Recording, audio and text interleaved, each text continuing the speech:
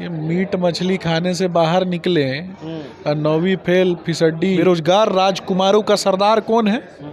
राहुल गांधी जी। अच्छा, ये ईवीएम पर ठीकरा फोड़ने वाले लोग हैं। इनका तो एजेंडा है ना पूरे देश में कि सनातन को बेइज्जत करो, सनातन को गाली दो। जो व्यक्ति आलू से सोना बनाता हो उसके बारे में क्या बात करना, हो तो कुछ भी बोल सकते हैं। राहुल गांधी ने आज एक सभा को संबोधित करते हुए उन्होंने कहा कि बीजेपी के कई नेता जो है और बीजेपी के शीर्ष नेता जो है इस बार बोल रहे हैं कि 400 पार होगा, और बहुत सारे नेता जो है बोल रहे हैं इस बार इतना पार होगा उतना पार होगा, लेकिन इस बार जो है जनता सब कुछ तय कर चुकी है और 150 के पार भी ले जाना मुश्किल हो जाएगा एनडीए को। देखिए, राहुल गांधी जी बोलते भी हैं क्या, ये आज पता चला है। ये आलू से सोना बनाने वाले व्यक्ति हैं, और जो व्यक्ति आलू से सोना बनाता हो उसके बारे में क्या बात करना, हो तो कुछ भी बोल सकते हैं।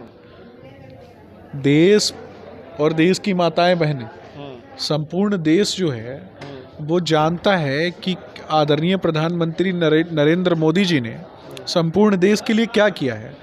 विगत 10 वर्षों में जिस प्रकार से आदरणीय प्रधानमंत्री नरेंद्र मोदी जी ने अपने विज़न के साथ साथ देश को, आज आपने देखा होगा कि जिस प्रकार से 34 करोड़ लोगों को डीबीटी के माध्यम से डायरेक्ट पैसे जो हैं उनके खाते में जा रहे हैं, किस प्रकार से 34 करोड़ लोगों को आयुष्मान भारत योजना के माध्यम से उनके स्वास्थ्य की रक्षा की गई, किस प्रकार से 25 करोड़ लोगों को गरीबी रेखा से बाहर लाने का काम किया गया, किस प्रकार से उज्ज्वला योजना के माध्यम से कितने लोगों को गैस कनेक्शन जो है, मुफ्त गैस कनेक्शन देने का काम किया गया।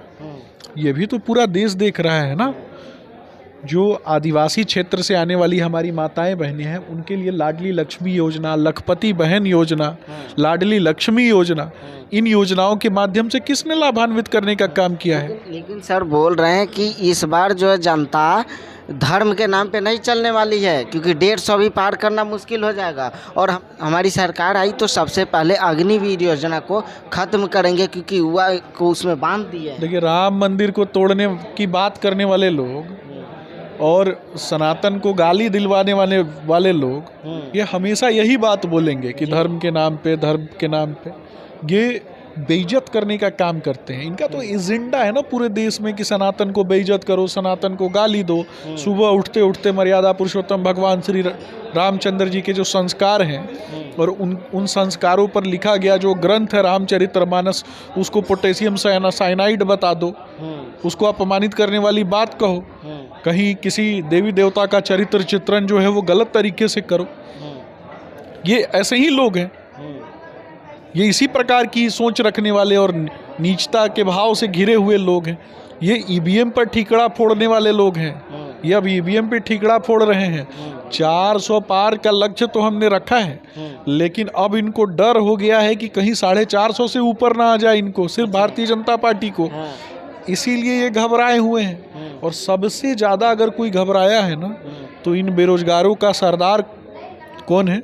बेरोजगार राजकुमारों का सरदार कौन है? कौन है? राहुल गांधी जी। अच्छा, तेजस्वी जी, ये सब घबराए हुए हैं। इनको जेल जाना पड़ेगा, क्योंकि इन लोगों ने इतने घोटाले किए हैं कि इनको जेल जाना पड़ेगा।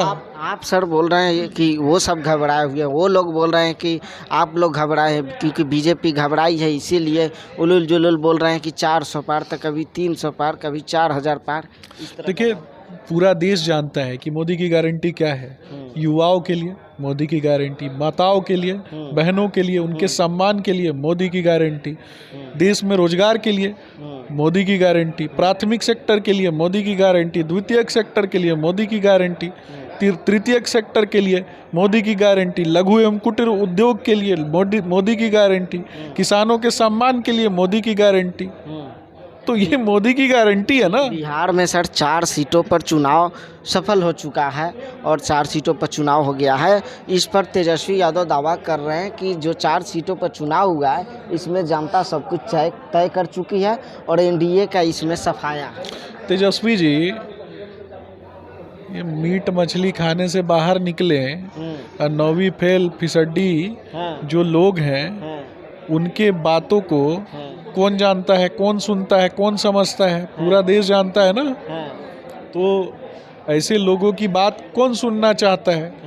इन चारों सीट पर ये 3.5 लाख से भी ज़्यादा वोट से चुनाव हार रहे हैं, बौखला गए हैं, गुलाटी मारना शुरू कर दिए हैं। जब आदमी परेशान होता है तो दो ही चीज़ करता है, या तो कोने में जा कर के छुप जाता है, नहीं तो उछलता है।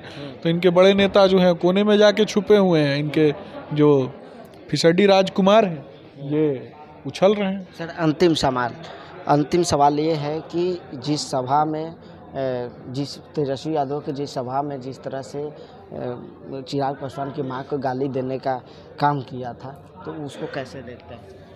देखिए, माँ वो अलौकिक शब्द है जिसके स्मरण और उच्चारण मात्र से व्यक्ति की और मनुष्य की सारी पीड़ा का नाश हो जाता है। ये कैसा मापदंड बनाना चाहते हैं तेजस्वी जी कि जहाँ भरी सभा में और मंच पे सबसे आगे, नीचे में जो सबसे आगे खड़ा हुआ जो व्यक्ति है, एक माँ को गाली दे रहा है और उसी मंच पे बैठे हुए व्यक्ति के साथ वो भैया भैया करके संबोधित कर रहा है।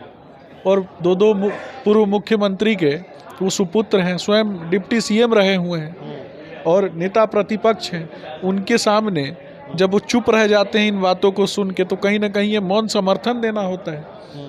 और इस प्रकार के मौन समर्थन से पूरा बिहार जो है वो दुखी है।